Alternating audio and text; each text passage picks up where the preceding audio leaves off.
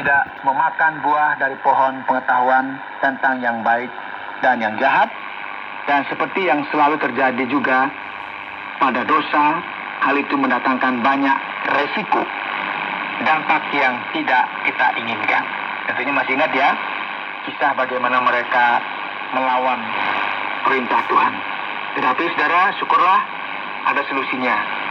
Kita nggak harus menghadapi kenyataan apa adanya, bukan seperti yang kita inginkan.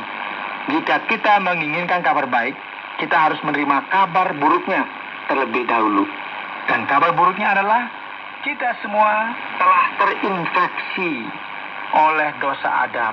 Dan tidak ada gunanya menangkalnya. Oh enggak, saya kebal, saya tidak mungkin. Tidak. Faktanya kita semua adalah orang yang berdosa. Tidak ada gunanya kita mencari alasan atau merasionalisasikannya. Semua orang telah berdosa dan telah kehilangan kesempurnaan yang dituntut oleh Allah.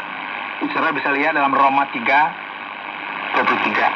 Dan dosa memiliki konsekuensi, seperti yang akan kita temukan saat kita melanjutkan ke pasal 3 kitab Kejadian. Mari kita akan melanjutkan bacaan kita saudara di ayat 8.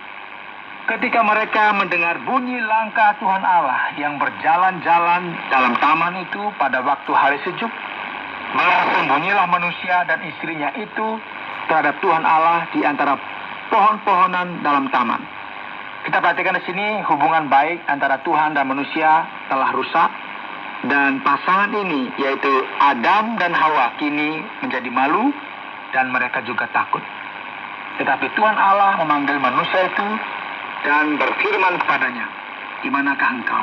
Sekarang kita tahu saudara. Tuhan tahu sebenarnya di mana mereka berada secara lokasi. Namun Tuhan juga ingin ya agar Adam menyadari bahwa kini ada jarak antara dirinya dengan Tuhan. Ayat 10, ia menjawab, "Ketika aku mendengar bahwa engkau ada dalam taman ini, aku menjadi takut karena aku telanjang. Sebab itu aku bersembunyi." Firman-Nya, "Siapakah yang memberitahukan kepadamu bahwa engkau telanjang? Apakah engkau makan dari buah pohon yang kularang engkau makan itu?" Manusia itu menjawab, "Perempuan yang kau tempatkan di sisiku, dialah yang memberi dari buah pohon itu kepadaku, maka aku makan." Lihat, salah satu dampak dari dosa adalah apa? Dorongan untuk mengalihkan kesalahan kepada orang lain. Kesalahan selalu ada pada orang lain. Sampai sekarang ya, kalau salah, oh bukan saya, tetangga saya, pemerintah yang salah, atau siapalah, istri saya, suami saya. Coba kita lanjutkan ayat 13. Kemudian berfirmanlah Tuhan Allah kepada perempuan itu, "Apakah yang telah kau perbuat ini?" Jawab perempuan itu, "Ular itu yang memperdayakan aku, maka aku makan." Nah, ini lagi sama, mengalihkan kesalahan. Iblis yang memaksa aku melakukannya. Tidak hanya Hawa, tidak hanya Adam. Iblis tidak memaksamu melakukan apapun. Ia menyarankan dan kamu melakukan apa yang dia perintahkan, daripada kamu mentaati apa yang Tuhan perintahkan. Ini kan kelihatan ya. Jadi dia salah kasaran, salahkan iblis lagi. Kalau kita kenapa-kenapa, wah ini gara-gara iblis ini. Nah ini kan sudah biasa, makanya kita nggak bisa berkelit. Ternyata kita ini orang yang sama, suka mencari alasan. Yuk lanjut ayat 14.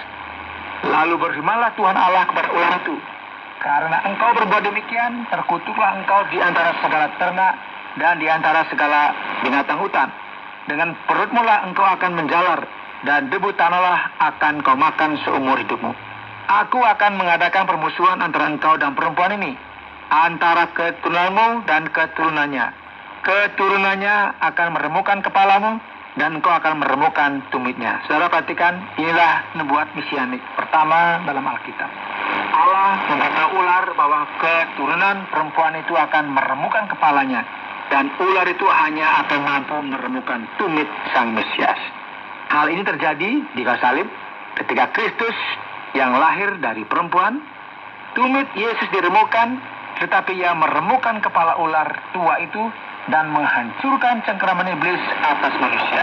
Karena Yesus, kita semua sekarang memiliki akses kepada Allah dan kemampuan untuk melawan si penggoda tersebut. Yuk sambung ayat 16.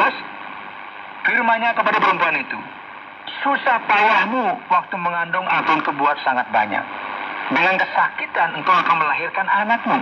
Namun engkau akan berahi kepada suamimu, dan ia akan berkuasa atasmu. Dan sejak saat itu, melahirkan menjadi pengalaman yang menyakitkan dan menyiksa bagi para wanita. Dan betapapun ia menginginkan suaminya, terkadang akan ada kesulitan hubungan dalam pernikahan.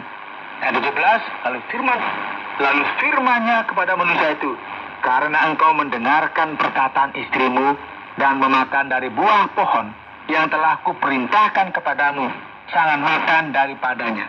Maka terkutuklah tanah karena engkau. Dengan bersusah payah, engkau akan mencari rezekimu dari tanah seumur hidupmu. Semak duri dan rumput duri yang akan dihasilkannya bagimu, dan tumbuh-tumbuhan di padang akan menjadi makananmu. Dengan berpeluh engkau akan mencari makananmu, sampai engkau kembali lagi menjadi tanah, karena dari situlah engkau diambil. Sebab engkau debu, dan engkau akan kembali menjadi debu. Saudara, kita para pria seharusnya mendengarkan istri kita. Dan kita akan bodoh jika tidak mempertimbangkan nasihat mereka. Tetapi jika mereka ingin kita melanggar firman Tuhan yang jelas, ya kita harus menolaknya. Dan peristiwa ketidaktaatan di Taman Eden ini, saudara, membawa banyak konsekuensi yang tidak diinginkan.